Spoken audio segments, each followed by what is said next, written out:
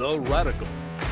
Fundamental principles of freedom, rational self-interest, and individual rights.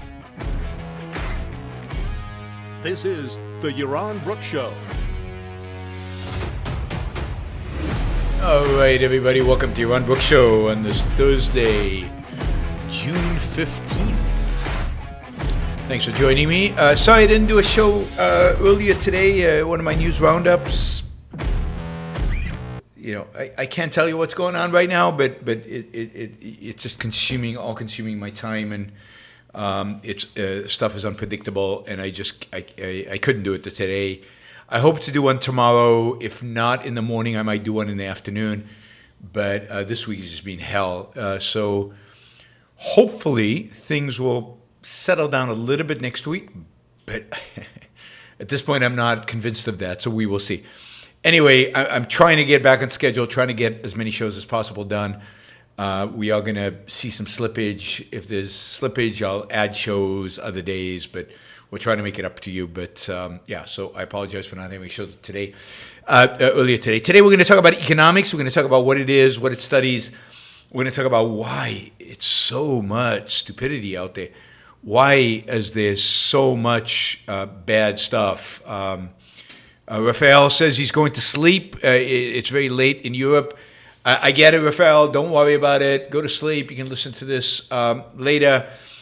Sleep is very, very, very important. I'm reading a book on longevity. Sleep, crucial.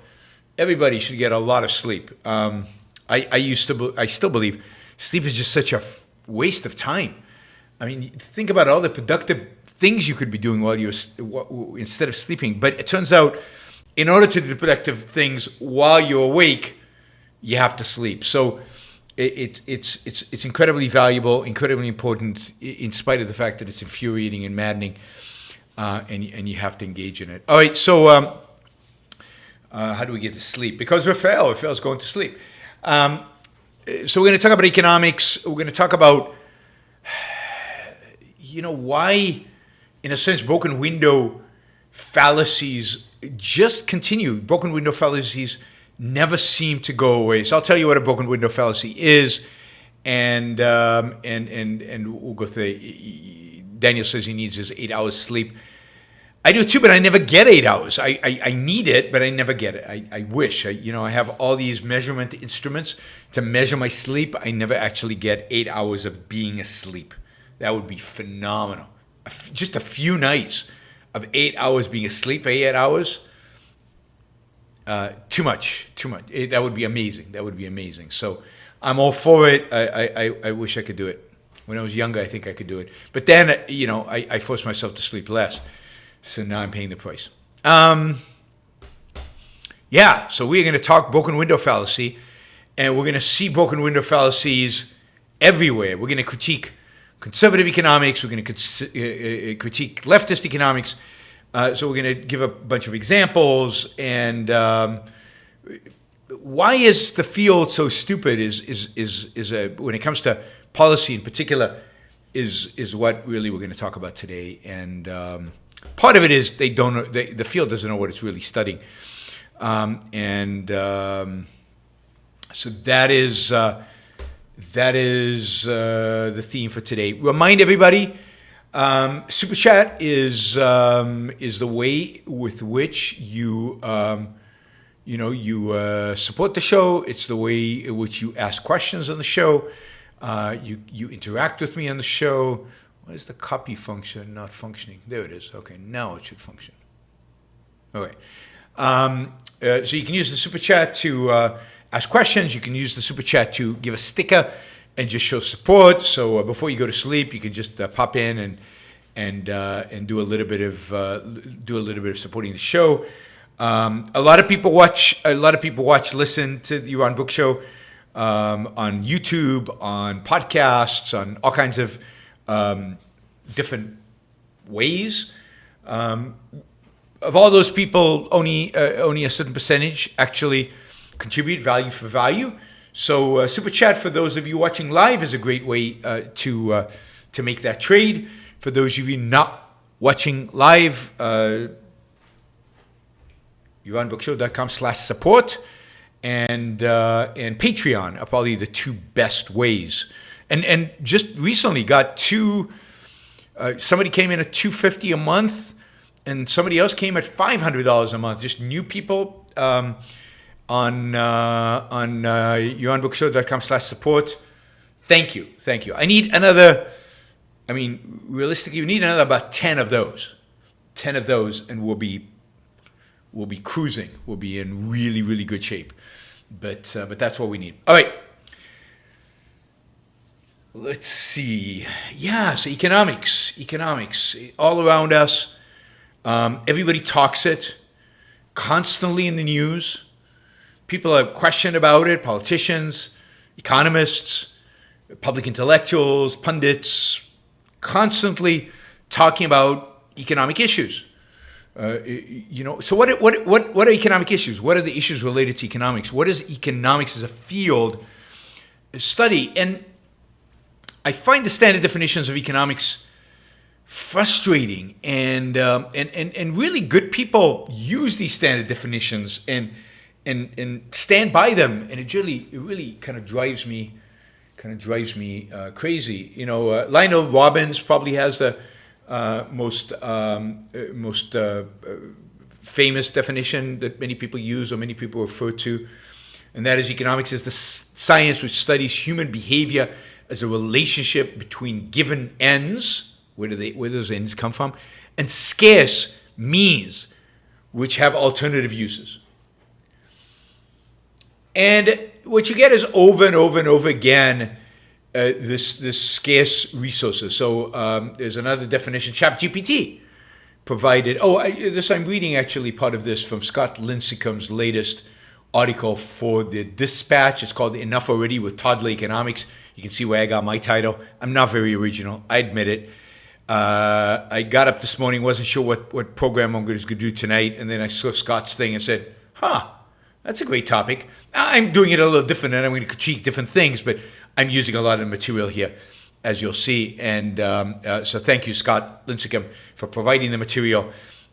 Everybody out there should be subscribing to Scott's Substack on the Dispatch. He is the best commentator right now on economic policy that we have. He's really, really, really good. So support him, right? Not just me, support him too. Thank you, Robert, for getting us going. Thank you, Cook, for asking the first question. Hopefully we'll get a bunch more so that we can get to our numbers. Anyway, so economics ChatGPT, when asked about economics, provides this answer. Economics is a social science that studies how individuals, businesses, government, and societies make decisions about how to allocate their scarce resources. These resources can include labor, capital, land, and natural resources, and they are considered scarce because there are not enough of them to satisfy all the wants and needs of individuals in society. Oh, God. I mean, there's so many problems with these definitions. There's so many problems because they ignore the fundamental reality of the world in which human beings live. And that is not, the fundamental reality is not scarcity. That's what they center everything around. Now, there's an element of truth in the idea of scarcity. But it's not the central concept of economics. It's not what economics is. And it's certainly not about allocate resources. One has to ask really fundamental questions before that. Or what is it? Satisfy all wants and needs. Where do those wants and needs come from? Where do resources come from? What is a resource? I mean, a labor, capital, land, and natural resources just lying out there and we need to just jigger them around and put them in the right place? What is labor? Where is labor from? How does capital get created?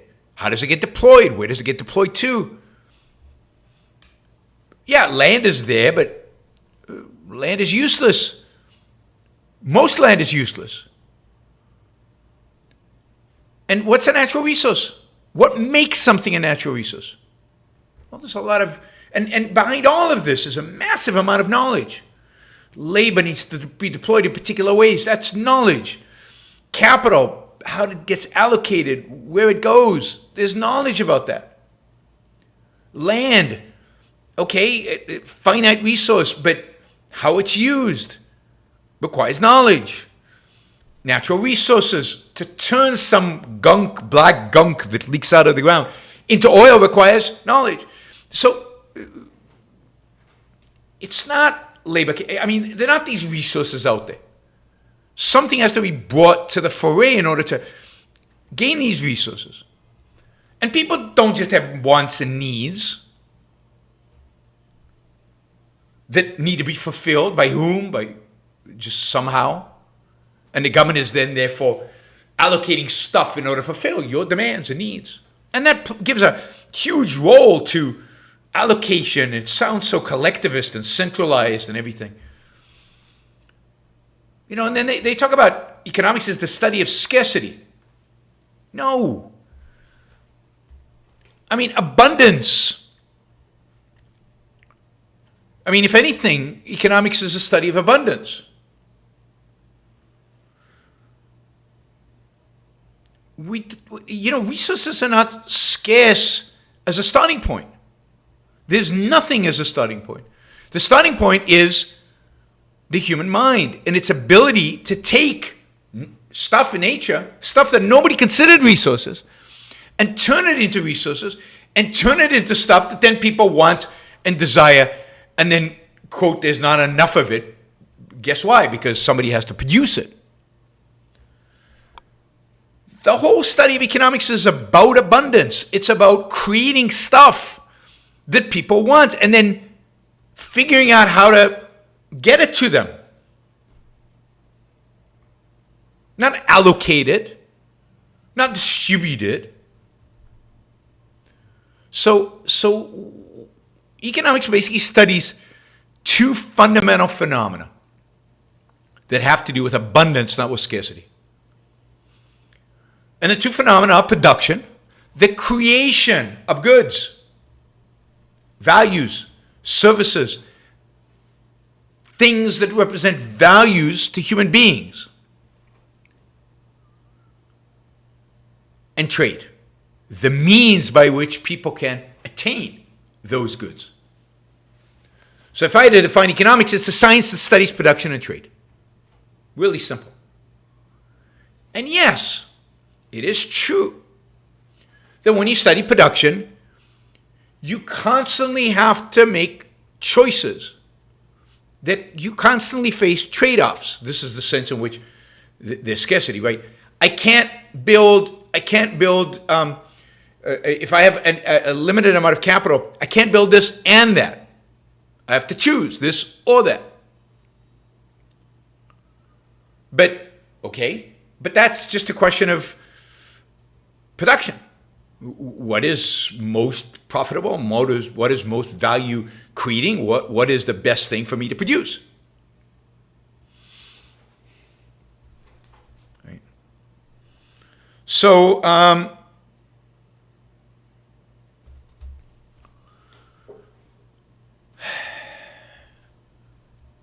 it's about the producers. It's about producing. And in facing choices about production, we have to make choices about how to deploy our capital. And it's not that capital is scarce, it's that at any given point in time, any given person or any given project has limited capital. And it's not clear that, again, human beings. But then once we have robots, are robots scarce? Well, it depends. If I have enough money and the project is good enough, I can probably get as many robots as I need. But if I spend it on robots, I can't spend it on something else. So trade-offs, absolutely.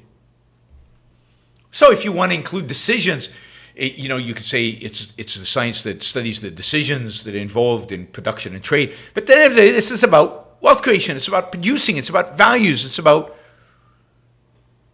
value creation. Not allocation, not redistribution.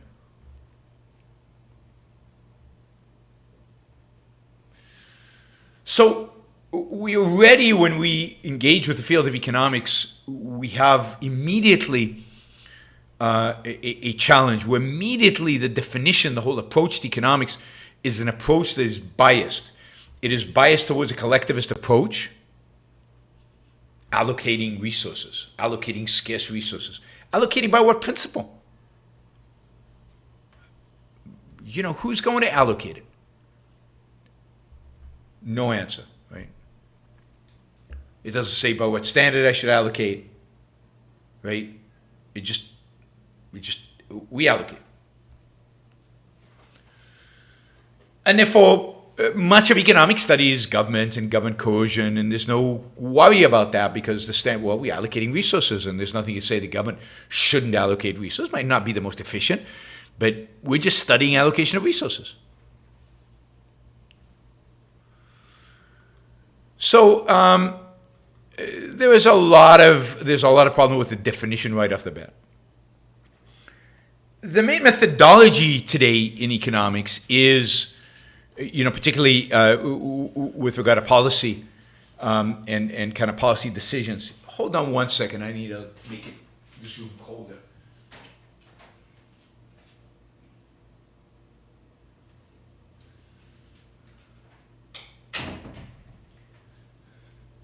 It's summer in Puerto Rico, and what happens in summer in Puerto Rico is not that it gets really hot, because it doesn't. It almost never goes over 90. What happens in Puerto Rico is that it gets super humid. And the only way to prevent that humidity from affecting everything you do inside your home is to really crank out the air conditioning. So it's not so much that it's hot right now that I need the air conditioning on. It's that it's getting humid, and the only way to get rid of that humidity is to make it colder. So sorry about that. I went and lowered the temperature so that the air conditioning would kick in, and we'd get it slowly starting to work. Not sure that's actually happening, but in theory that is what is supposed to happen. Anyway, so we've got a problem with the definition, and then the methodology, primarily when it comes to these kind of issues, is empirical. So you go collect a bunch of data, you seek some relationships, you see what's connected to what. There's no, with the exception of I'd say old-style Austrians, there's very little thinking that goes on in economics about, okay, how does an economy get going? What is it? What is required? What are the foundations of economic growth? What's the foundations of innovation? Even when they do that, they're trying to plug stuff into an equation they create.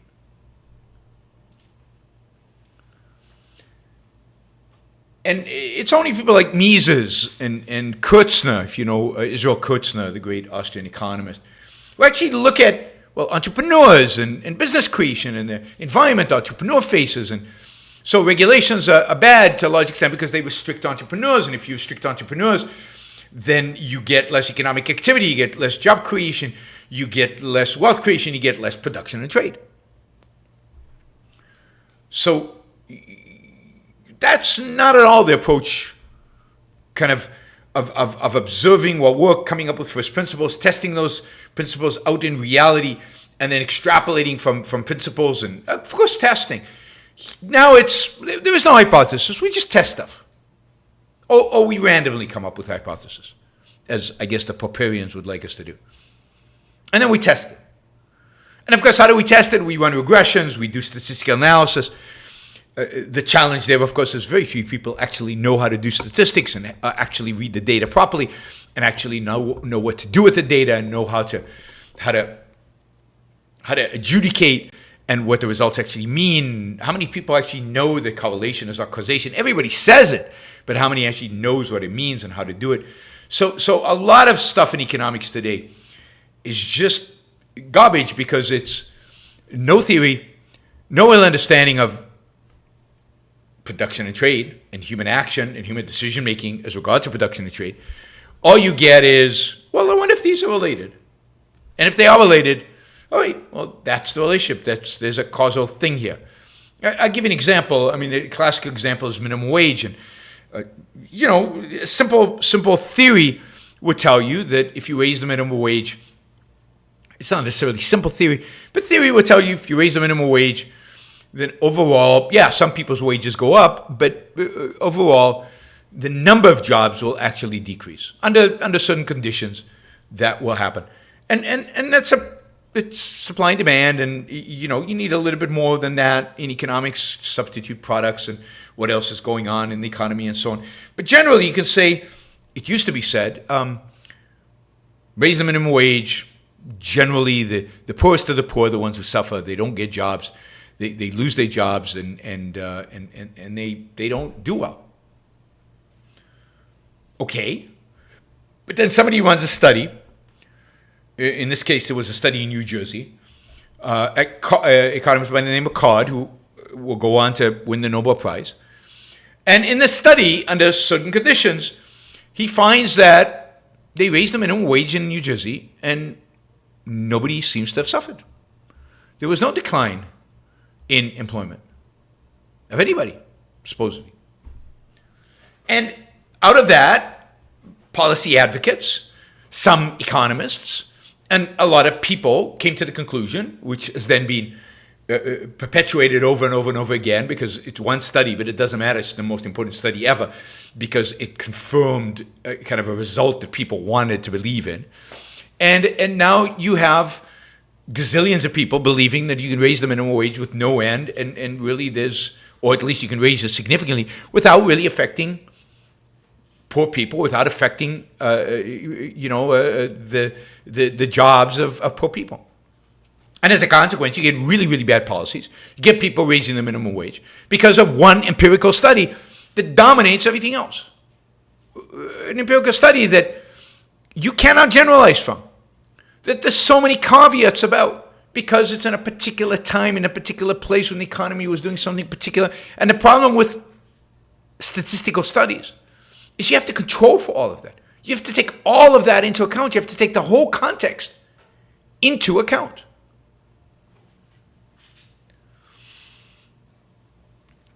So, but that's what they do. So there've been study after study after study after study that show that the minimum wage, what it does is it raises wages for those who still have jobs, those who are not fired. But it leads to a decline in the number of jobs. It leads to a decline in the hours people work. So for the average worker, the average job, the higher wage and lower hours pretty much balance each other out, so they're making about the same. So total earnings don't change much.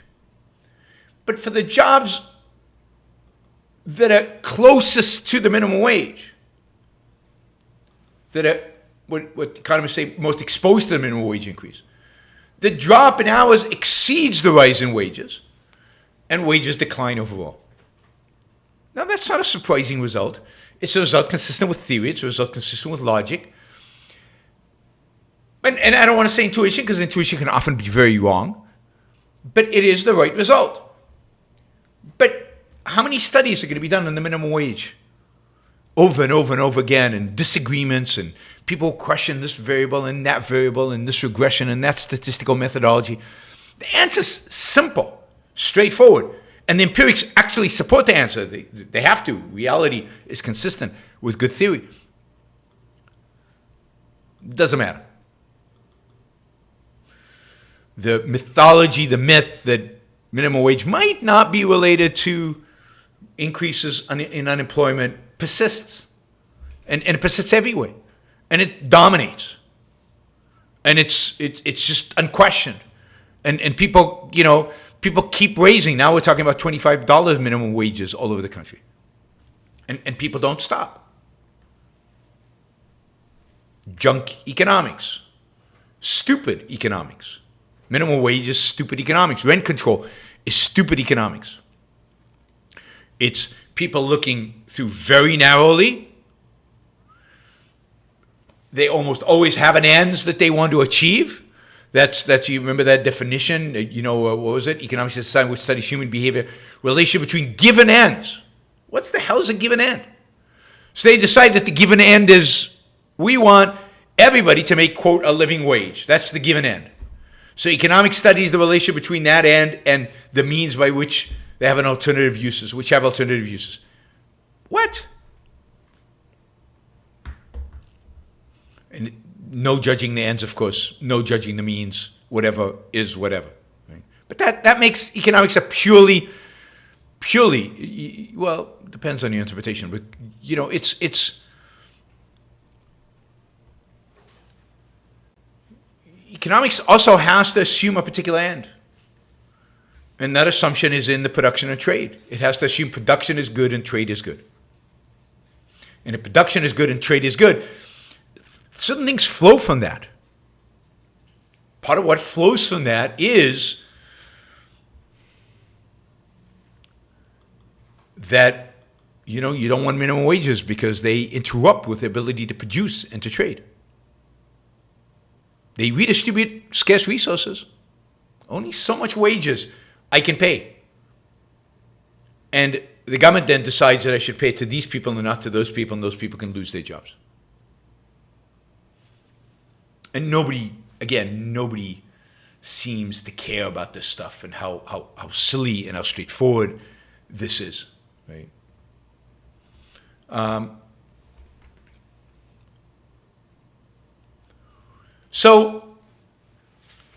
This is where we are, but what we're seeing, but what we're seeing consistently from economists now are these empirical studies or empirical statements that just have no relationship to the truth. Again, like the minimum wage statement. Just no relationship to the truth. And they're often couched in very sophisticated terms, but they ignore trade-offs. And this is where most of them are really broken window fallacies. So let's talk a little bit about what the broken window fallacy is. I assume you guys know the broken window fallacy, but maybe not. Maybe there's some young people who haven't heard of it. So here's the broken window fallacy. This was described by Bastiat in the 19th century. It was later presented, I think, to a larger audience by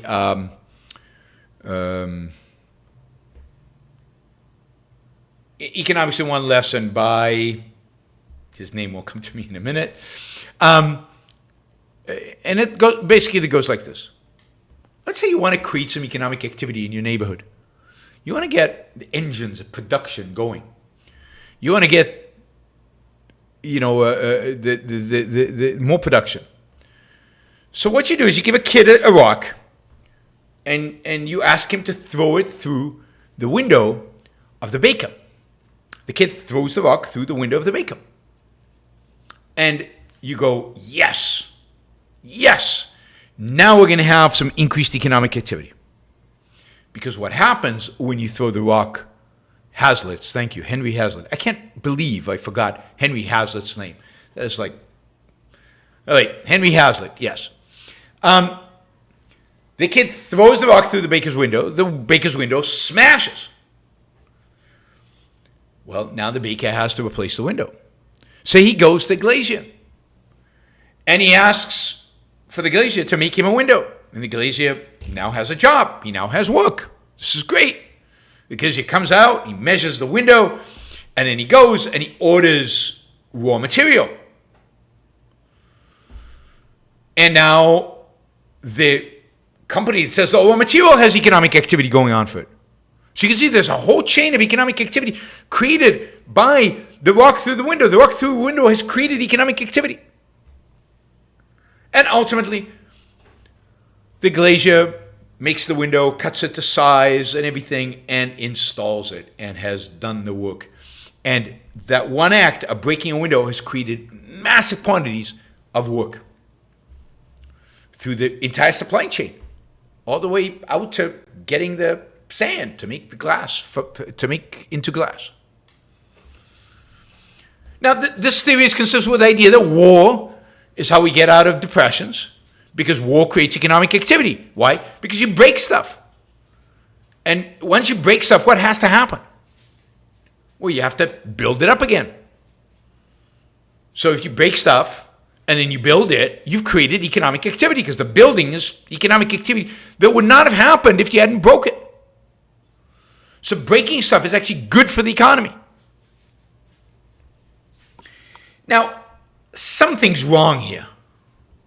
Something's wrong.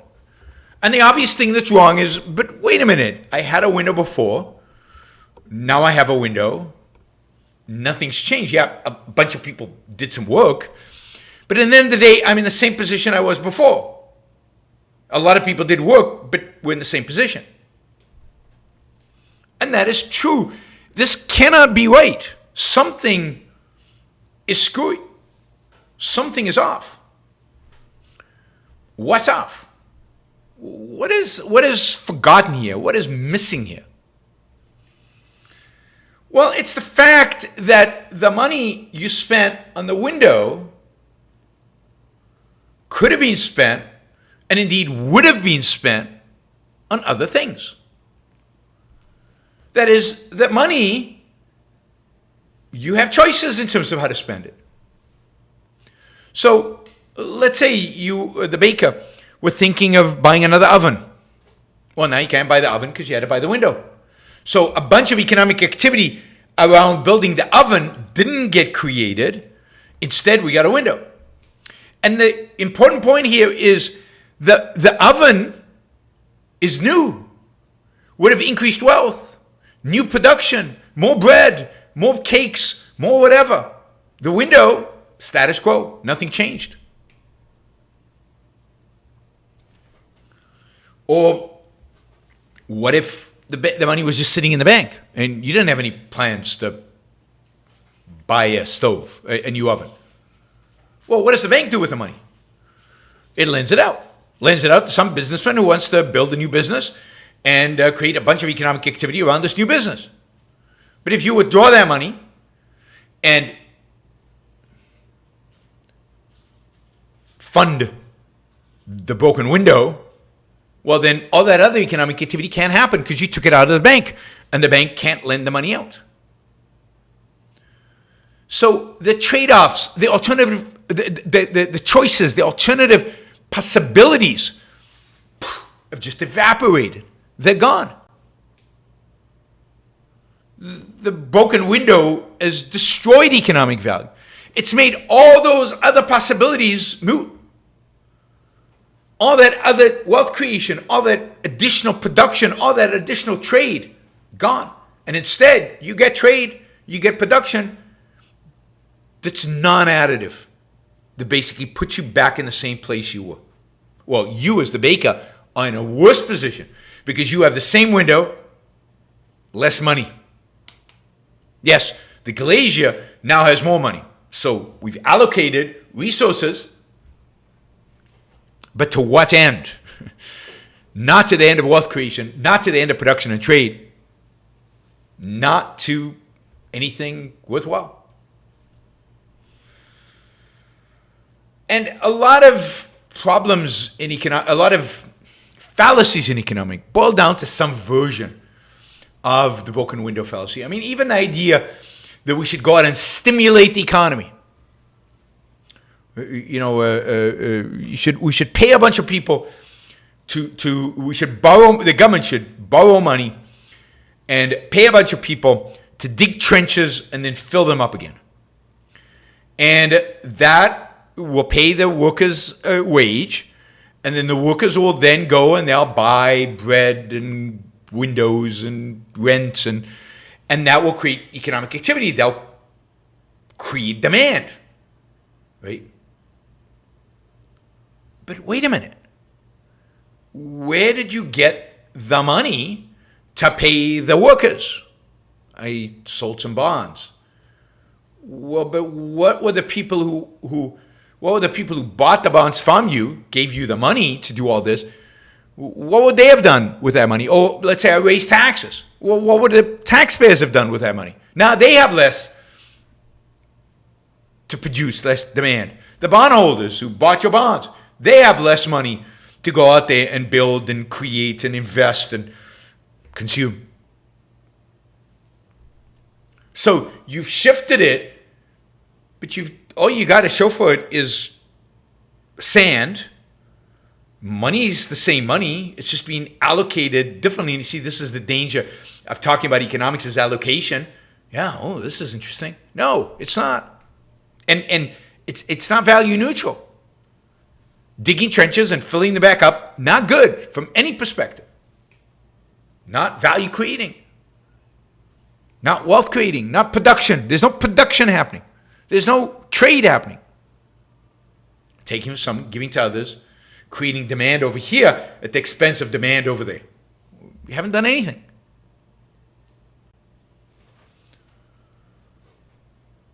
And you see this over and over and over again. You see this in analyses and economics, and it's everywhere. In the latest place, you see these, what I call stupid economics, or what Scott Lincecum calls, what do you call them, childish economics? Or toddler economics. I like this, toddler economics. Toddlers, not even child, toddler. Because they're so stupid. They're so obviously wrong. The latest place you're seeing this is in conservative circles. We'll get to the left in a minute, and the left we all know, crazy, Keynesian, Krugman, stimulus packages, all of that. Always been the currency of the left. It's always been, they don't know economics. But conservatives have always prided themselves on, no, we study economics. We have good economists. We know economics. We've read our Milton Friedman, Free to Choose. We know this stuff. We don't do broken window fallacies. Well, the conservative movement has changed. One of the most dynamic, new, cool think tanks, new publications that just come out called American Compass. Aaron Cass is the CEO. It's a think tank devoted to, he calls it conservative economics. Conservative economics. Or, quote, common good economics. Common good economics, just like common good, the common good constitutionalists, which is Vermeule's thing. Common good economics. And one of their big theses and one of their big pushes is that protectionism and industrial policy are good. Are good things. And we've done them before, and they've worked, and we should go for it. So they give an example, right? They give lots of examples. They love examples. They're short on empirical evidence. They're certainly short on any kind of economic knowledge or theory. But they have these examples that seem to appeal to people, right?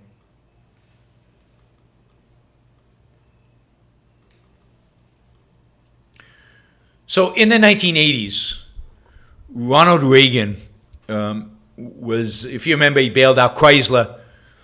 And then he was worried about the big three automakers.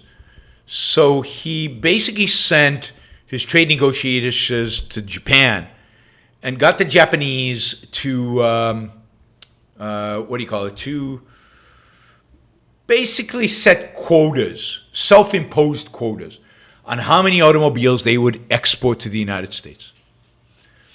And today, conservative economists go out there and say, see, this saved Detroit. You know, you guys who want laissez-faire, who want freedom, you couldn't have saved Detroit. We need intervention. We need to go in there. We need to actually do stuff. We need to restrict trade. And in a variety of different ways with a variety of different techniques.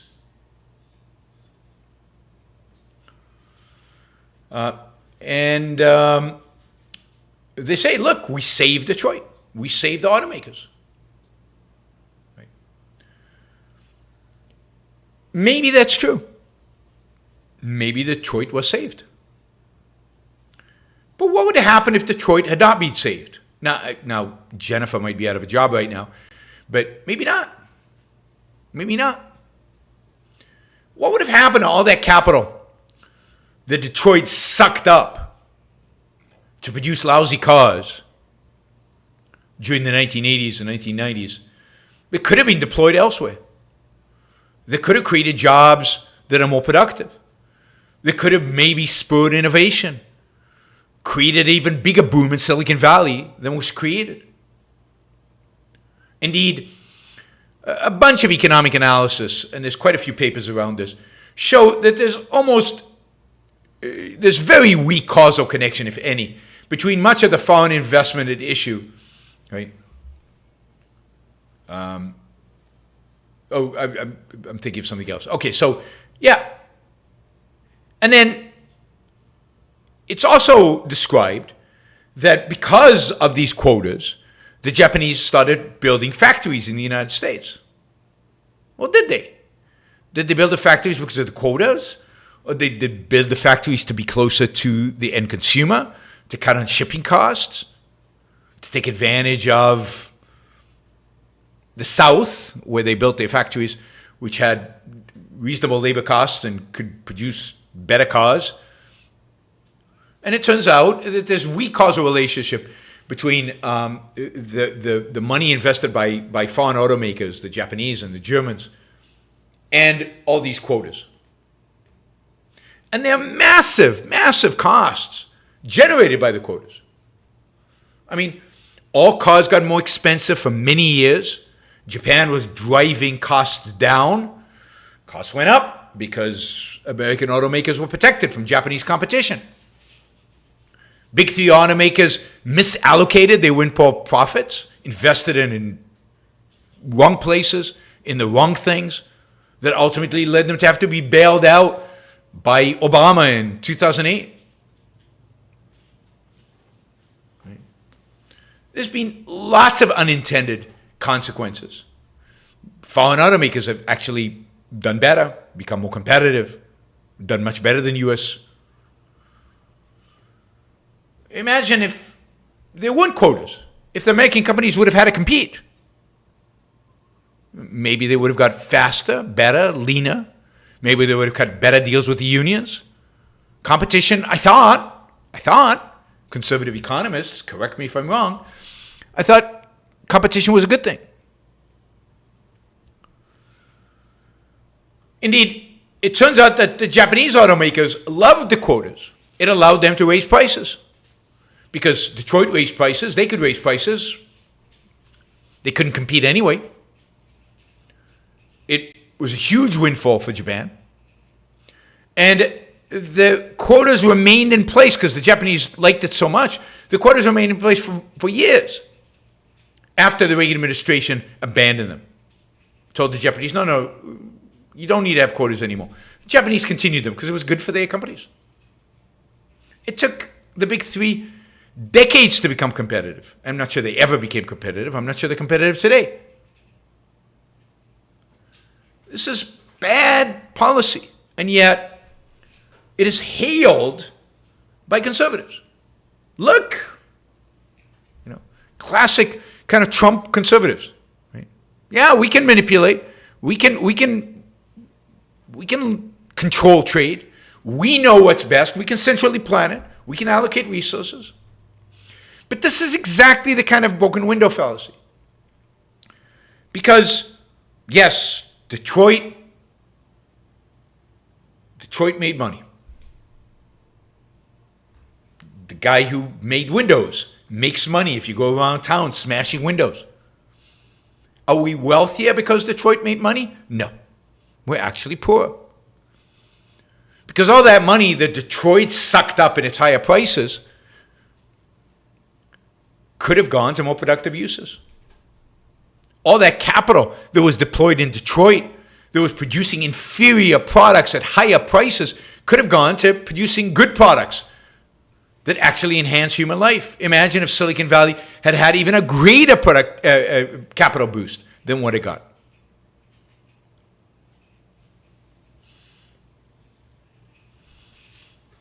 Now, of course, one of the reasons the auto companies do so poorly, one of the reasons American auto companies are not competitive in the world is because of ridiculous, stupid, unbelievable regulations that they suffer from, that other automakers don't suffer from.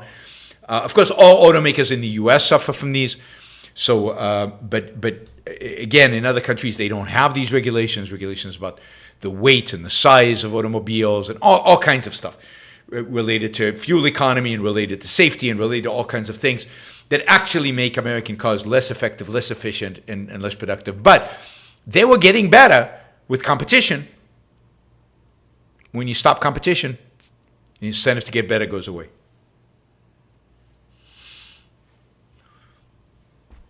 The whole field of economics is what if. The whole field of economics is about choices in what you produce and what you trade. And what we can say without question is when the government intervenes to force a particular allocation of resources, it's going to be less efficient, less productive, less wealth creating than if we just let the market work. The government has no economic insight, has no economic ability to plan, to manage, to decide what windows to break to create economic activity. This is, again, the broken window fallacy. And even it turns out even somebody like Scott can't see that the broken window doesn't work. And this is why this can easily be sold, because most people don't engage with economics at any kind of depth.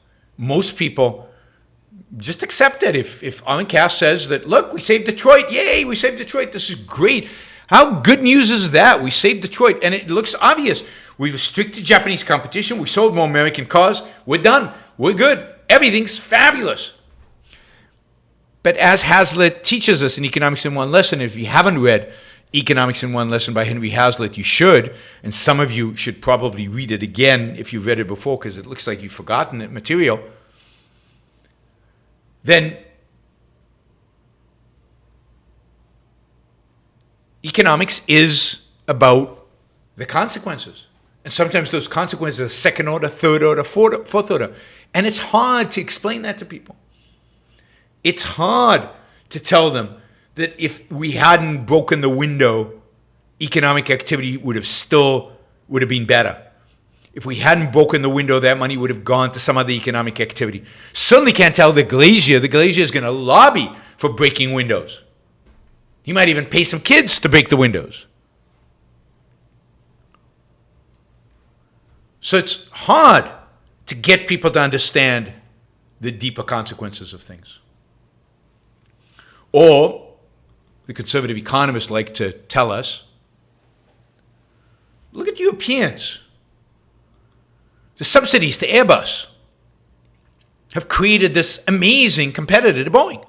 This is amazing. Again, this is from Scott Lincecum's article. Yet, if you look at Boeing, Boeing's very government dependent. Boeing gets subsidies. There's nothing special about Airbus here. Boeing is hand in hand with the government.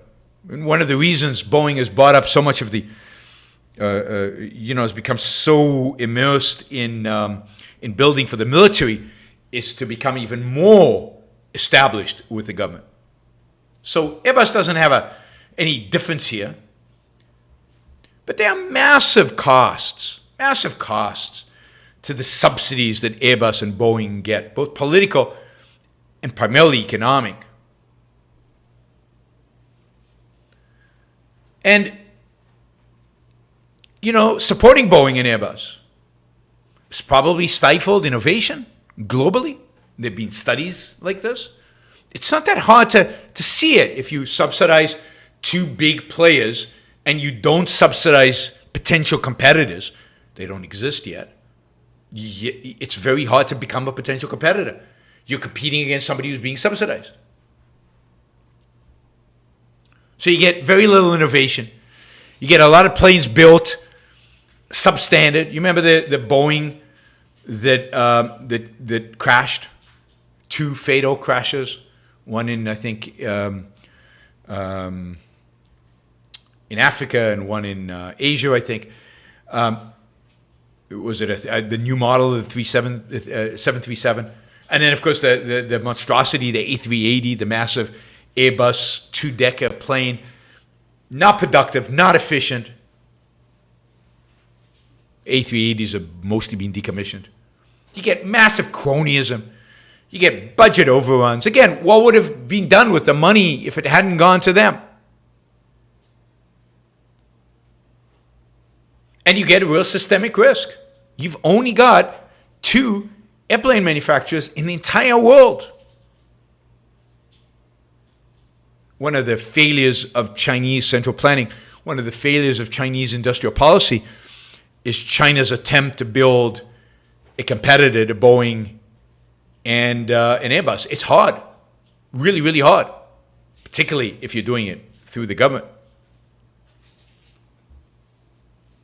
But that doesn't stop the conservatives, the new right, from declaring Airbus a huge victory and more proof that subsidies work.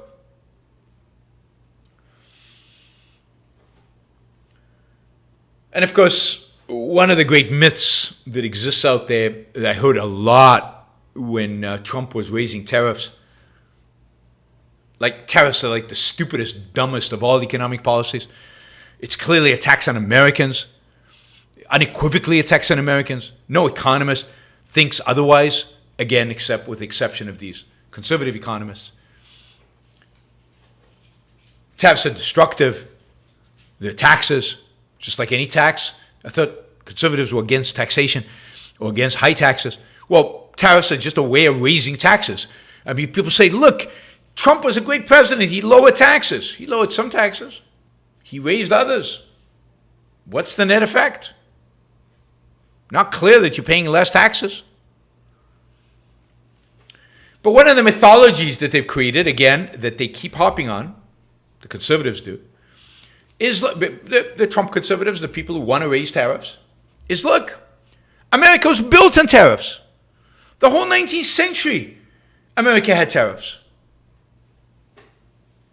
And look, the founders wanted tariffs, and they imposed tariffs as a revenue mechanism for government and as a way to protect American industries, and it, quote, worked. Look, America became rich.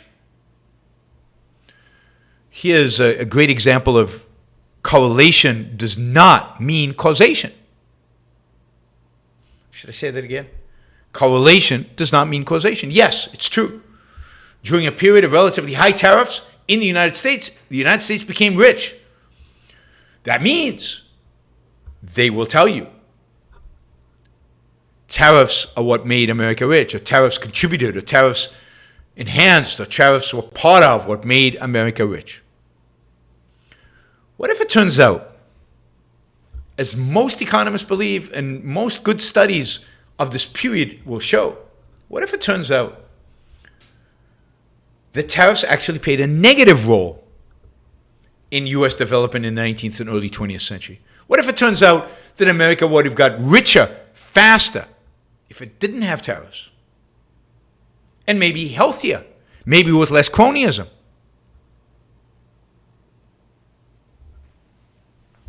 It is an awful economic policy. One of the stupidest, dumbest, because it is so well understood. The consequence, the costs are so well understood. And yes, during a period where there was no regulation and there was always no taxation, tariffs didn't hurt the economy as much. But in a world in which we tax and we regulate, then whatever they hurt now really hurts. Almost everybody who's actually studied this comes to the same conclusion. The fact that they existed did not contribute. Doug Owen, who is a Dartmouth economist who wrote an important paper on the subject and wrote a book on the subject, his quote is that there is a correlation between high tariffs and economic growth in the late 19th century cannot be denied. But correlation is not causation. And the causation runs the other way around. Well, the causation doesn't run the other way around. The causation runs in a negative sign. That is, ultimately, tariffs restricted economic growth. Economic growth could have been significantly higher. But this is what is being pitched today as economics. This is what is being pitched today as knowledge. And of course, it's not just conservatives, it's the left. And I think one of the big myths that both conservatives and the left share is about China. Look, China has grown so fast because of its subsidies. China has grown so fast because of its industrial policy. China has grown so fast, look at, they dominate EV, they dominate batteries. Why? Because the government invested in it. Well, is it a good investment? Did they make a good return on their money? Could their money be deployed to better investments that it would have contributed more to the standard of living and quality of life of Chinese?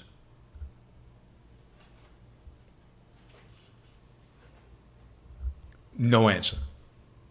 I mean, anybody who's actually looked at it, anybody who's actually studied it, knows the answer. The latest big study that was done in two papers, one in 22 and one in 23, and a third paper that was published this May and also 2023. They basically showed that industrial policy in China between 2007 and 2018 was ineffectual, was destructive, lowered productivity,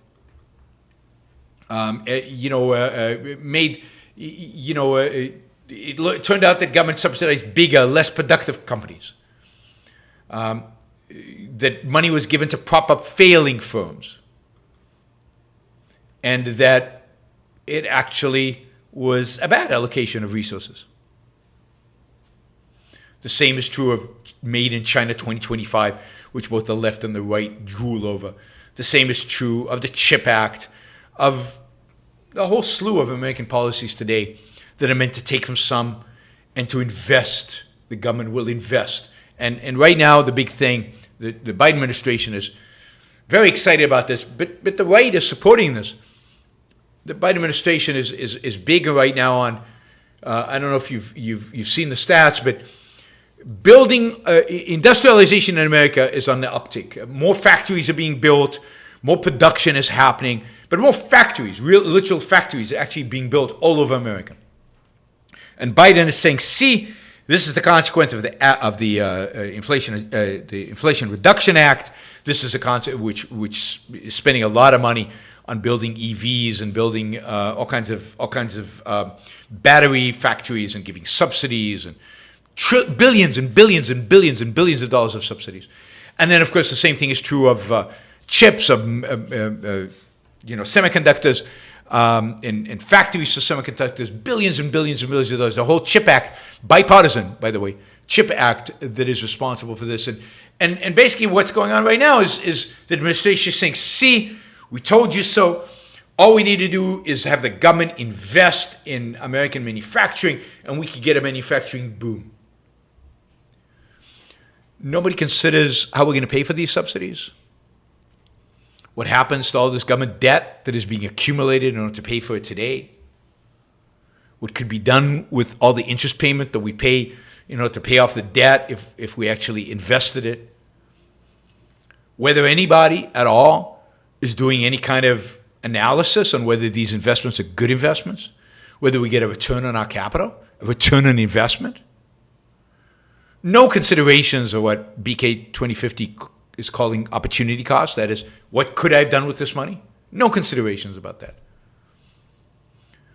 Will these factories actually be manned? Will they actually produce? How much will they produce? Will they be competitive given that they're being subsidized? Will the winners be good? Will they innovate?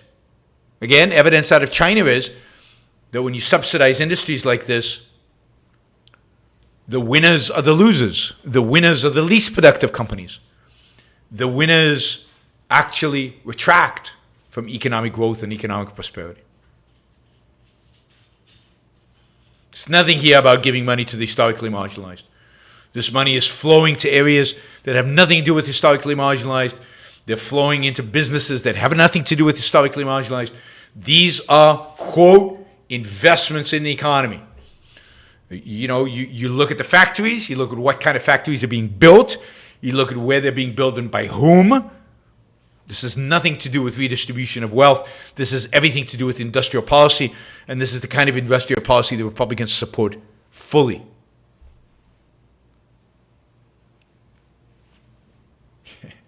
There's a good example, that Scott uses. He says, with enough subsidized water, you can grow cotton in the Arizona desert. I think they were growing rice in California. Rice. Massively water intensive. And they still, the largest producers, one of the largest crops in California is almonds. Massive consumers of water. Why? Because the water is subsidized for farmers in California. I mean, there's no end to the distortions and perversions and misallocation of capital and broken window fallacies and government and subsidies picking winners and losers and destruction. Unbelievable. Unbelievable.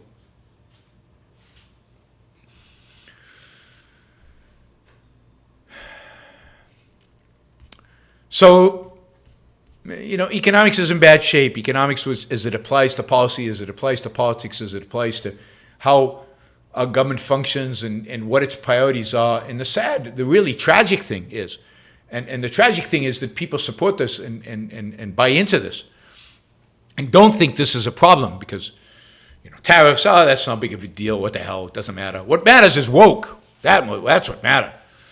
The reality is that the Republican Party now, the right generally, has lost interest in economics. To the extent that they're interested, they basically bought into most of the ideas of the left with regard to government involvement in the economy. Maybe they don't want the government to own the means of production, but they certainly want the government to manipulate and to control the means of production, and to subsidize the means of production and pervert the distribution of capital, labor, and resources. The right and the left today share a broken window fallacy. It used to be the good old days, where I used to criticize the right because they weren't free market enough. Those are the good old days. Because now they're not free market at all. They're just not free market at all. And we're not talking about the establishment. We're talking about the Trump Republicans. We're talking about the DeSantis Republicans. We're talking about the Republicans that today dominate the Republican Party. They care about woke and DEI, and yeah, they should. It's important. You can do things to reduce the impact of them culturally in the culture. That's good. But to the extent that they care about economics, they want tariffs, and they want controls, and they want industrial planning. They want everything the left has always wanted. But the right will deliver. The right always delivers to the left what the left really wants. All right. All right, that is my spiel. I'm sure we'll come back to these kind of topics again. There's a lot to talk about when it comes to economic issues. I encourage you all to read Scott Lincecum and to subscribe to his Substack and support his work. There's still some people out there, Scott being one of them, and some other people from places like Cato, who actually do good economic work, who actually challenge both Republicans and Democrats on the nonsense that they preach. Their job has only become harder because now they have to fight both left and right. It used to be that they mostly just fought the left. Now they have to fight the left and the right. Scott is amazing. I mean, if you follow him on Twitter, you should follow him on Twitter. He tweets many, many times a day, and the articles he links to and his Twitter comments are always insightful and interesting. So, support the good guys. It's the one thing you can do to change the world is to support the good guys, to support the people fighting the fight, fighting the battle, and don't support people who are fundamentally opposed to your values, even if in some element they are, you share common enemies. So don't support the conservatives just because they hate woke. Support somebody like Scott, who hates woke and is good. Support people who hate the woke and are good on other things. And the alternative to woke is actually a positive alternative. And those of you who are not sure what I'm talking about, listen to the show from 2 days ago about Christianity and woke. What should I choose? Christianity or woke? I know how some of you will choose, but what should a rational person out there actually choose? Not woke and not Christianity is the answer. Choose reason. Choose rationality and find the people who represent reason and rationality in the world out there and provide your support, moral, financial, philosophical, to them. Don't waste your time on the DeSantises of the world. Don't waste your time on people who are going to ruin the world. But just, it won't be woke. All right, we've got a bunch of questions. Thank you. We got a lot of questions, so let's limit questions from now on to $20 and above. We also in spite of the fact we have a lot of questions because a lot of them are $5 to $10 questions. So if we had this many questions, all $20 questions, we'd make our goal. Our goal is 650. We're about 390 short, so we're not even halfway. So we need some $20 questions to get to closer to the goal. Of course, some of you can do 50, 100, as no one has done. So Lewis, Philip, Noel, and the rest of you, $20 questions from now on, please. Let's. I've got enough 5 to 10, so it'll be hard for me to get through. And then Ed goes and does a $10 question. Just when I ask not to do $10 questions, I've got a ton of those, and it's going to be hard for me to get through all of those questions in the allocated time for the show. And of course, if it go longer, then you should, again, value for value. So $20 questions, guys. All right, no one. For $50, not €50, better than $50. I've been enjoying the last few shows. I am starting to read your book on inequality. Wonderful, thank you. You introduced a bunch of new ways of thinking about the world and people to me. Thank you very much for that. I don't know if you've read Ayn Rand yet. So, Ed, you could have kept the question. You didn't have to retract the question. I was giving you a bit of a hard time, but I didn't mean for you to delete the question. So no one, I hope you're reading Ayn Rand. I hope on your list is to read Atlas Shrugged and The Fountainhead and Capitalism, Not Known Ideal, and The Virtue of Selfishness, and other books, because that's where the most value you're going to get. So thank you for reading my book. To all of you, read Ayn Rand. Read Ayn Rand. Read Ayn Rand. Over and over and over again. Thank you, Noah. That's very generous, and appreciate that I've had an impact. Ian says, did you see Michael Knowles, what Michael Knowles said? He wants, quote, our civilization to be as socially conservative as we were in the 1220s. Yeah, these are the people Scott wants to support. Our civilization to be as socially conservative as we were in the 1220s. Not 2012 or the 1950s. At least these people are being honest about their ambitions. Yes, and they're being more honest. And it's coming out, and they're revealing what they really are. They're revealing their true identity. And what they really are, and their true identity is they have a Middle Ages mentality. They have a Dark Ages mentality. And the reality is that the social conservatism of 1220 cannot produce the material wealth of 2023.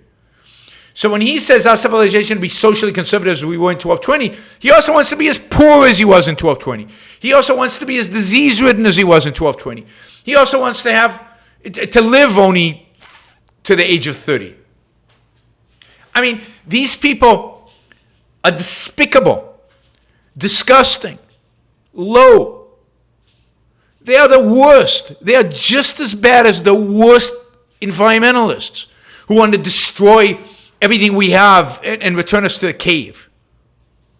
The idea that they represent the good guys in any rational sense is absurd and bizarre. He wants our civilization to be socially conservative as we were in 1220. They were burning witches.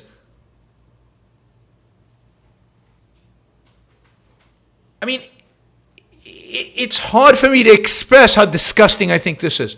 It makes me feel bleh. And these are supposed to be the right, individual rights, freedom, liberty, 1220.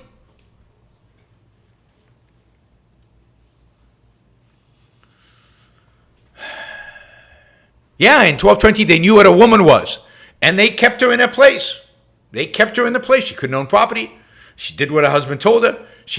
But she always had dinner ready when he came home. Otherwise, she got beaten up. And, if you beat up your wife and happen to kill her, no big deal. Don't worry. Just remarry. That's 1220. 1220. I pull out my hair, but I don't want to cause myself injury because of an idiot. I mean, an evil idiot like Michael Knowles. This is evil. This is evil. And to the extent that the Daily Wire buys into this, it's evil.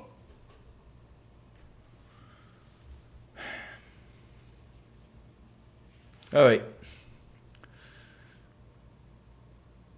Is it after the Magna Carta? When was the Magna Carta? What's the year of the Magna Carta? 1150 or something? Yeah, but he didn't say England. Maybe he wants socially conservative France or Italy. England was a backwater in 2020. Oh, 1215, only 5 years earlier. Right. I mean, no, this is what they believe. This is completely consistent with Matt Walsh's barbaric views about the place of women and the slavery and a bunch of other things. This is consistent with you know. I doubt that you'd hear Ben Shapiro say this. Ben Shapiro knows. I think this is, you know, knows what was going on with Jews in 1220. So I don't know that he would support this. It's just so despicable. And Scott is continuing to defend this guy. Is it likely that minimum wage laws are favored by politicians to increase their support among people who become unemployable because of the minimum wage laws and come to depend on the state for their welfare checks? I don't think that that's sophisticated. I really don't think politicians play 3D chess. I think that politicians want to increase the minimum wage because more people benefit from it than are hurt by it. So they gain the votes of the people who got the raise. And the people who fall into unemployment, usually it's a smaller number, and they can go to those people and say, see, those evil capitalists, they laid you off. They could have increased prices. They could have cut corporate profits. They could have done all these other things. They laid you off. So, and they're not even buying union votes because unions are so small today, particularly in private industry. Only 6% of people working in private industry are unionized. They're buying the votes of the people who get a raise, and they know they can blame the capitalists for any people who get fired.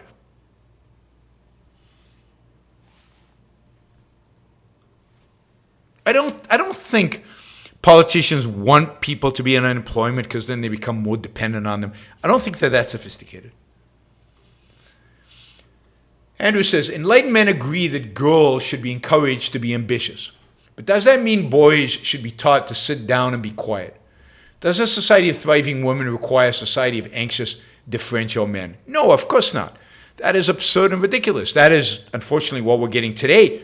But no, men should be encouraged to be just as ambitious as women and to manifest their ambition in what they value, which is surprisingly might be a little different than what girls do, particularly when they're young. I mean, even in countries that have almost no discrimination between men and women, and they raise them the same, and men and women choose different professions. Scandinavia is a good example of this. Scandinavia, they make a huge effort when they're children not to treat girls and boys differently. And yet, girls and boys are different. And they develop different interests, different values, and they go to different professions. Not all boys, not all girls, but generally, overall. So men should be encouraged to be ambitious. But ambition is not at somebody else's expense. Ambition is not a zero-sum game. A girl's ambition does not detract from a man's ambition. It just increases competition. Competition is a good thing. So, no, boys need to be boys. They need to pursue their ambition and things that they love, and the things that they're engaged in. Right? You know, they should be discouraged forcefully from using force. They should be, you know, there's certain things that boys do, I think because of hormones, that can manifest themselves in violence and can manifest themselves in bad behavior. Well, that needs to be challenged. That needs to be explained to them why that's wrong. But that's not the same as telling boys to sit down in the corner and be differential. It's just a matter of channeling that energy, that excitement, that passion, that testosterone, if you will, into productive avenues. Andrew says, Alan Greenspan gloats about inventing Fed speak, prattling on with economic terms that altogether mean little. And not little, mean nothing. When I hear a Fed chair, it sounds like self-importance and elemental assertion. As an expert, what do you hear? Well, I think most Fed chairmen, other than Alan Greenspan, are a lot more intelligible. But Alan Greenspan mastered the skill of not saying anything. And his basic hypothesis, which is true, was when I give a speech, the people listening don't understand anything about economics. They don't really understand how the Fed works. And he's talking here about Congress. They don't understand how the Fed works. They don't understand anything about what's going on. And if I give them actual facts and information, they'll do stupid things. So what I need to do is sound super sophisticated, super smart, super like I know what I'm doing, and feed off of the fact that they have no clue anyway. So keep them at that level. Keep them at the point of no clue. And he literally writes this in his autobiography, that that's what he was aiming for. He was aiming to provide them with no information because they could add no value to him anyway. Now, I mean, I think that corrupted him. It corrupted the institution. It corrupted the ability of Congress to monitor the Fed. It corrupted everything. And it comes from a point of arrogance, and it comes from as if Greenspan understood what he was doing. Greenspan, the smartest central planner of all time. He understood what he was doing. Nobody else did. But when I hear Yellen or what's his name now, Powell, yeah, what they say makes sense. It doesn't mean it makes sense economically, but I understand what they're saying. I understand why they're saying it. Literally, what Alan Greenspan used to say is gibberish. Gibberish. All right, I got a few $50 here. Wes, thank you for the $50. Really, really appreciate that. Wes did a sticker for $50. All right, so we're $250 short of our goal. We got about 100 people watching. $3 from everybody watching, we'd get to our goal. You can use the sticker to make a contribution. Value for value. You're listening right now. Is this worth a latte or a cappuccino at Starbucks? I think it is. So just do a sticker for what it would cost you, a latte, a cappuccino. Pretend you're drinking coffee, and enjoy the show, and that way you contribute to the show, and we can make our goal. So just do a sticker for something, depending on how valuable you think this is. $3, $5, $1,000, whatever you think. David for $50. Thank you, David. What are your thoughts on Bitcoin as a financial asset? I'm not a fan. I don't hold Bitcoin. I guess if you've got a well-diversified portfolio, you want to put a little bit in Bitcoin just in case it goes to $1 million. Why not? But I wouldn't put a lot. I put a little. It's super volatile. It's not clear what drives its price. The government is clearly in a campaign to destroy crypto, and that means to me that the government will not let Bitcoin replace the dollar, and it can't replace the dollar, I believe, unless the government lets it. So I'm not a huge Bitcoin fan. I'm not an opponent. I wish crypto and Bitcoin could come up with a killer app, the application that would everybody would want to use and require to use, right? But I don't think the government's going to allow them to do that either. I mean, the government is basically shutting down crypto. They're doing everything they can. They're going after the exchanges. They're going after banks to deal with crypto. They'll go after crypto companies directly. They'll make it very, very difficult. And indeed, the venture capitalists who invest in crypto are moving their capital overseas. But overseas, also governments there will stop clamping down. And in addition, overseas, you just don't have the talent pool you have in the United States, and you don't have the scale. If the U.S. Fed and the government decides they want to kill crypto, they'll get other governments to do the same thing. So I'm not a big fan, although there is a possibility I'm wrong, and that might justify putting, I don't know, 2, 3, 4, 5% of your investable funds into Bitcoin or Ethereum. Ethereum is another one that might be worthwhile looking at as a hedge against Yaron being wrong. Doesn't happen often, but does sometimes. Adam says the life expectancy in 1220 was 12 to 20. Approximately, yeah. Yeah, that's where Christianity leads us. That's why the choice cannot be the choice might land up being between woke and Christianity, but it's not a choice we want to embrace. Both lead to 1220. Both lead away from life with a capital L. All right, we're still about $250 short. As I said, use a sticker, whatever, do whatever you want. But let's see if we can get the numbers up. I'm going to answer the $5 to $10 questions, but if you want to ask a new question, please do it for $20. But you can do a sticker. Catherine just did a sticker for $2. Thank you, Catherine. If everybody did a sticker for $2 who's listening now, we would make a massive dent in the towards the goal. We would make a big step forward towards the goal. All right, Cook.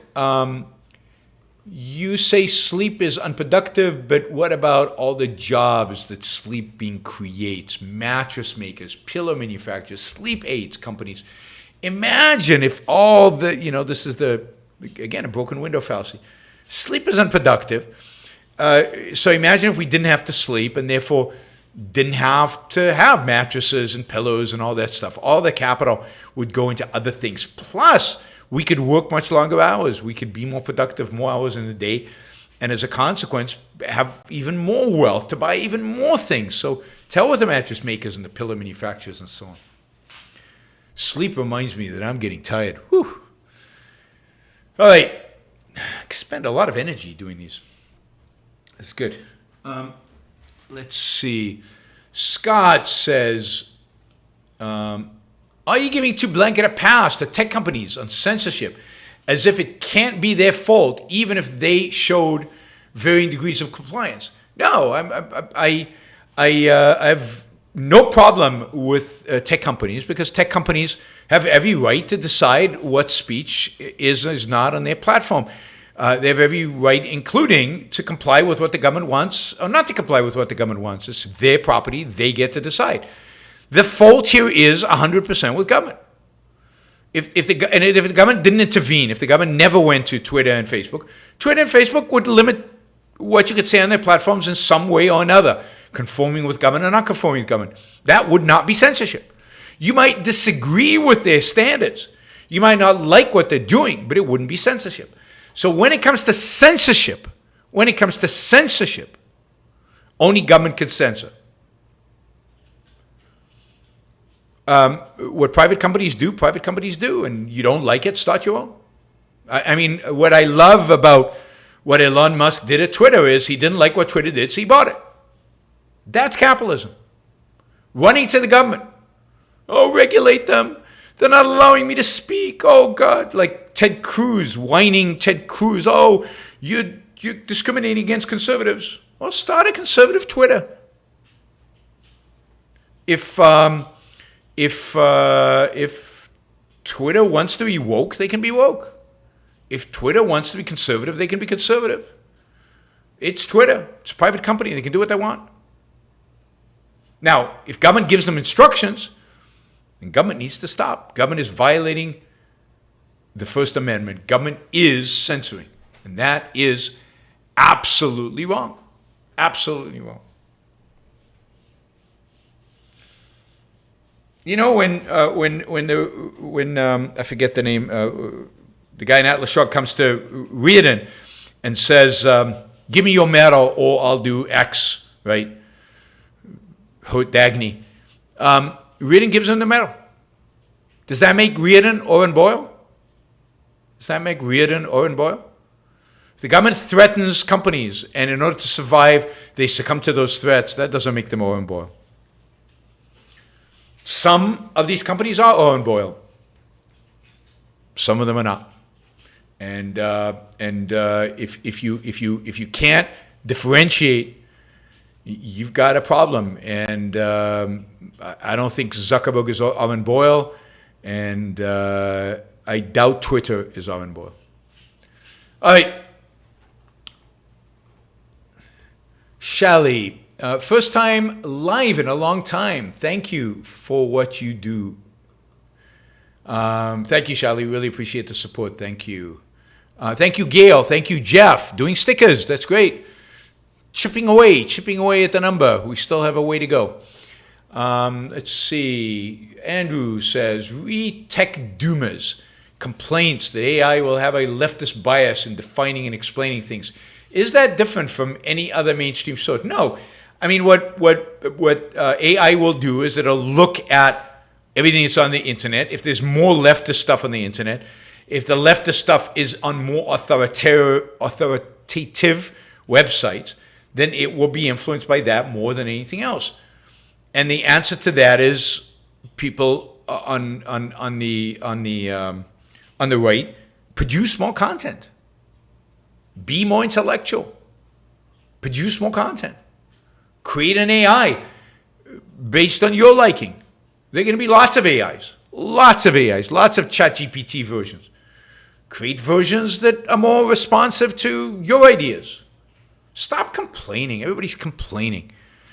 And do something about it.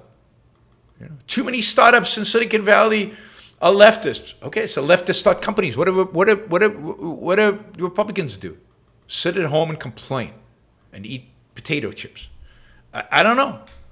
So why aren't they more? I mean, isn't a major question that the right should ask itself is, why are there more people on the right starting companies? Why are leftists better educated, more intellectual? Why do leftists read more? There's lots of empirical evidence to show that leftists read more than people on the right. Why do people on the right listen to country music? I mean, there's a lot of questions that need to be asked. And if you want to do something about it, then do something about it. But sitting there and complaining doesn't count as doing something about it. Jennifer says, if you remembered your dreams, you might enjoy sleeping more. That is a possibility, but I don't remember my dreams, so sleeping is just literally a waste of time. And I get up in the middle of the night, and I find it very difficult to fall back to sleep, and I'm tired, and I want to sleep, and I can't sleep, and it's just the whole sleeping experience is not a particularly pleasant one for me. Andrew says minimum wage laws rob the ambitious poor of opportunities. Absolutely. All regulations do. Licensing laws do. There's so much that, you know, a Republican governor, that you could do at the state level. You get rid of many minimum wage laws. You could get rid of licensing laws. You could get rid of so many regulations if you cared about the ambitious poor. But nobody does it. Left, right, center, doesn't matter. Let's go after those woke. That's all that matters. What is more detrimental to our current society, Keynesian economics or Marxist economic ideas? Oh, God. I mean, it's hard to measure. I mean, Keynesian economics is basically mainstream. It's everybody. Marxist ideas qua Marxism, as Marxism, I mean, they've influenced a lot of people's thinking about the world, but they don't influence economists. Economists are mainly Keynesian. I'd have to say Keynesian right now, but in terms of our culture, maybe society is Marxism, economics is Keynes. Maybe something like that. Kim, do you think the professors that teach Keynesian economics in college actually believe the nonsense they're teaching? Yes, I think they've convinced themselves. They convince themselves that that's the science. That's what they're doing science. People are very good at rationalizing. People are very good at making excuses for themselves to hold and believe in the nonsense they believe. Tom says, I wonder how John Mackey feels about profits now that he had to move one of his stores due to theft. He claimed businesses was not about profit. Well, I mean, two things. One, John Mackey's no longer the CEO of Whole Foods. I think he retired, so he didn't actually close that store. But John always said, no, I believe in profits. Just it's not only about profits. Of course you need profits, but it's not only about profits. That was his big deal. So let's not strawman John Mackey's position. He's not anti-profit. He certainly wouldn't say that ever. And he understands economics. He understands the role of profit and the importance of profit. He just wants it to be more. It's like the egoist. But I want to care about. But we should also care about other people. It's egoistic to care about other people. No, but we should put other people as really, really important, not just in your frame. And you see the same kind of difficulty to escape the clutches of altruism. Frank says, some car companies are not including AM radio anymore. We need AM for emergencies. Should the government force Ford and Tesla, etc., to put AM into the cars? No. The government can switch the emergency frequencies to something else. It can use FM for that. It can use texting for that, as many places are now using texting for emergencies. Text on your phone. No, the government should not have any business in telling car manufacturers what they can and cannot put in their cars. And you know who's the big advocate? A big advocate for forcing companies to carry AM radio in their cars? Ted Cruz. The right. Why? Well, because talk radio is AM, and talk radio is primarily conservative radio, and they, how dare car companies decide what radio is in their car? I mean, it's ridiculous. Of course Ted Cruz should decide for them. This is our conservatives. Your conservatives, not mine. Michael says, maybe free market intellectuals are overreacting in terms of imminency. Perhaps Western mixed economies have another 100 years left in them and this sense of urgency is unfounded. Maybe. It's I have no... I mean, my sense of urgency is not that we're going to collapse. My sense of urgency is think of all the lost opportunities you have. Think of all the wealth that could exist. Think of all the jobs that could exist. Think of all the opportunities that could exist. Think of all the lives that could be flourishing. That's the urgency. The choice is not literal death. I have to save you from literal death. I want to save you from the slow death of stagnation.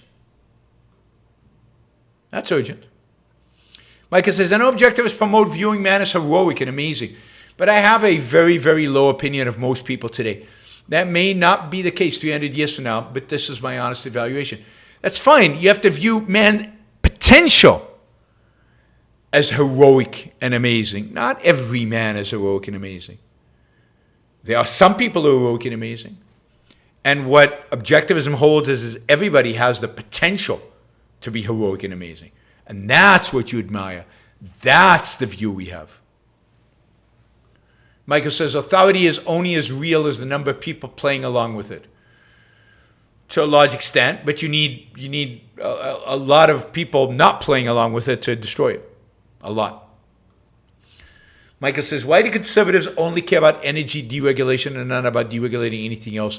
What's special about energy? It's anti-left. Because with regard to energy, the left has this agenda called climate change and anti-fossil fuels. And so the right has a clear target. We go after the left. Oh, climate change. Well, that's a hoax. Or that can't be true because the left advocates it for. So let's, let's attack that. Let's challenge that. Let's go after that. I think that's a big part of it. The other part is, many conservatives come from the South, or many conservatives are in the energy industry. But I think a lot of it is just the fact that that's a topic that the left has made a big deal out of, and the right identifies itself and almost defines itself as opposition to whatever the left holds. Thank you, Jennifer. She says, money towards goal and hopefully help you sleep. I appreciate that. That was $20. And we are at 178 at this point. $2 from everybody online would get us to the target.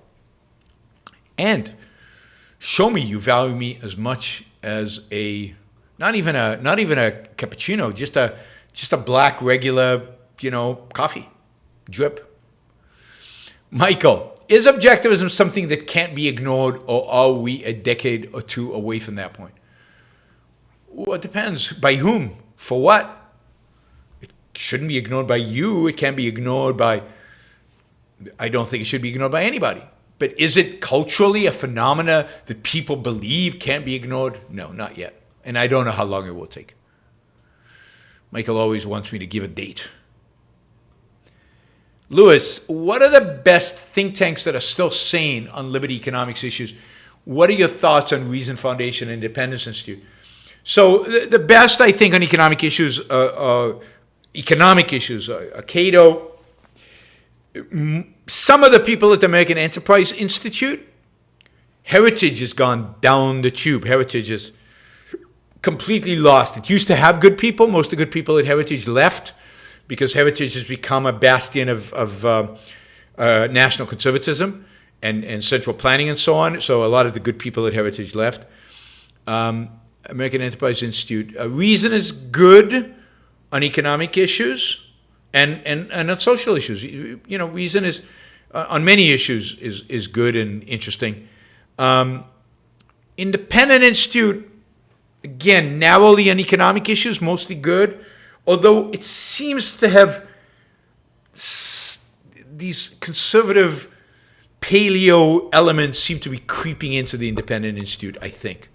So beware. It used to publish some of the best books in economics. I'm not sure it does anymore. I'm not sure. I'd say Cato, primarily elements of AEI,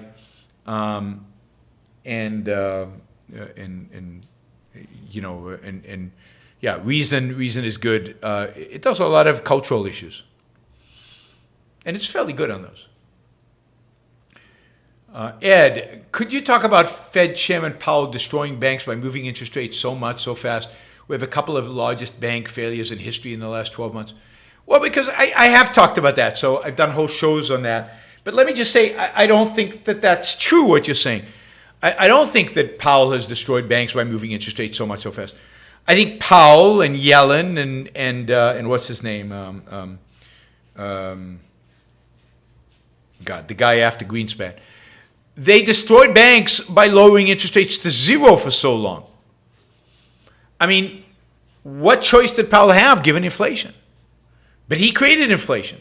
So what destroyed the banks was the fact that he created inflation. What destroyed the banks was what these Fed chairmen, what the Fed has been doing since the financial crisis in creating this zero interest rate environment. Bernanke, thank you. Bernanke, Powell, and Yellen. What they did in creating this zero interest rate environment.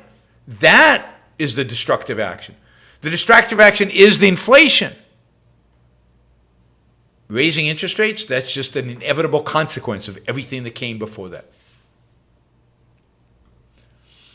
But listen to my shows about the banking crisis that I did in March, I think.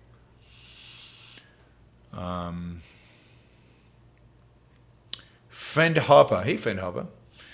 Don't listen to Yaron. I have heard him say the word I, eat, and America previously on his shows. Don't trust the guy who said he would eat America. I don't listen to him if he says he can't take his words out of context. We can't take his words out of context. There you go. Fred Hopper has nailed it. You can't listen to me because I've definitely said words that if you put them together in sound often strange and bewildering and many times wrong. And yeah, can't trust me. Thanks, Fred Hopper, for making me smile. Apollo Zeus, thank you. Apollo Zeus did $2 or £2. Let's see, who have I missed? I've got everybody there.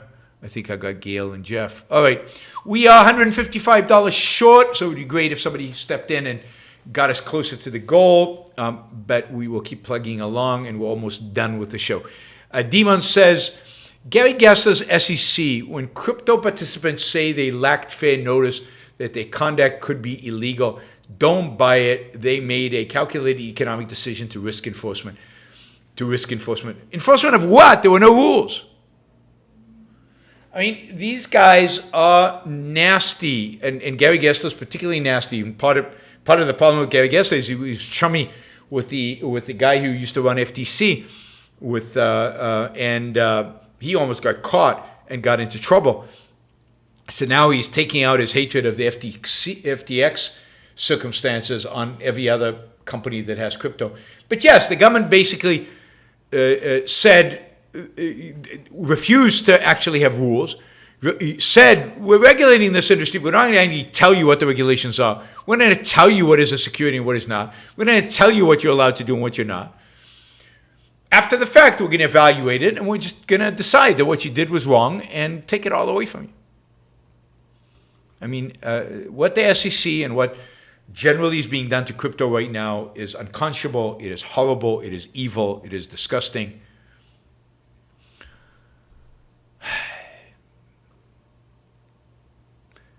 No one says value for value. Thank you. No one.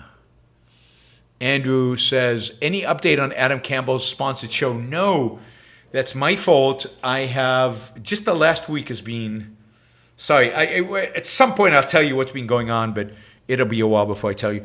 And it's been discombobulating. Is that a word?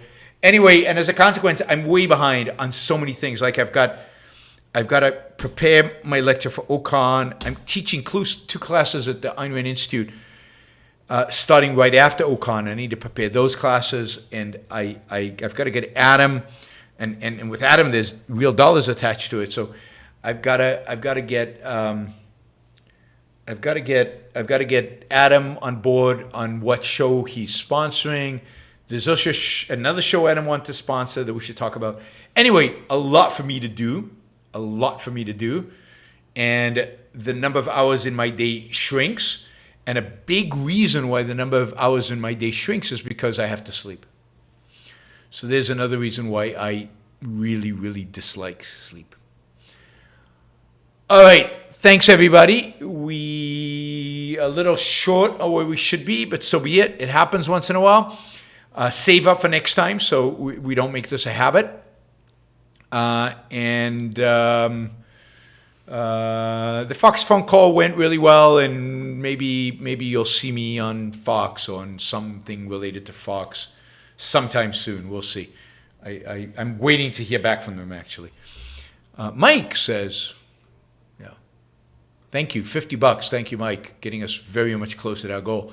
Hi, Yaron. I greatly appreciate your shows. I was wondering if ARI has an in-house expert on healthcare and defending free markets in medicine. If not, if you know of any good work done on this from an objectivist point of view. No, the answer is no to both of those. But there are a couple of up and coming young intellectuals that are going to make that their focus, the evil of the FDA and the evil of socialized healthcare and American healthcare system.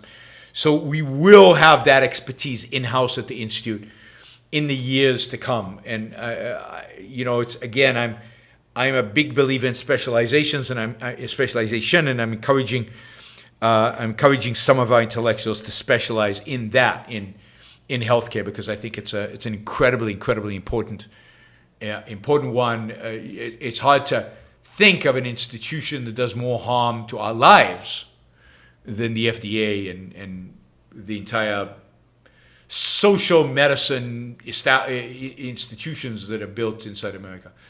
So no, unfortunately, we don't have anybody yet, but stay tuned. Coming soon. Lori, friend Harper, thank you. Tessa, thank you. Each $10, so only $60 short now.